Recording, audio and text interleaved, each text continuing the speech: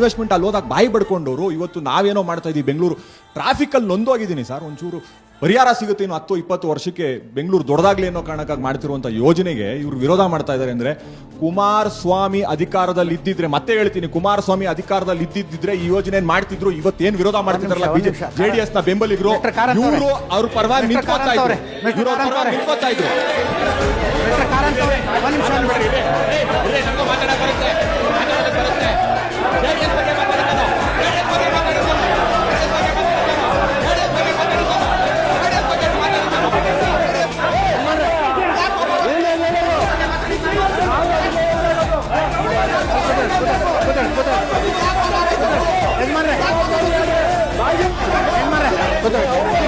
ಏನು ಬೆಂಗಳೂರಿನ ಬಗ್ಗೆ ಬಹಳ ಕಳಕಳಿಯ ಪ್ರಶ್ನೆ ಕೇಳಿದ್ರಿ. ಬೆಂಗಳೂರಿಗರು ಉಸಿರುಗಟ್ತಾ ಇದೆ ಟ್ರಾಫಿಕ್ಕು ಅಂತ.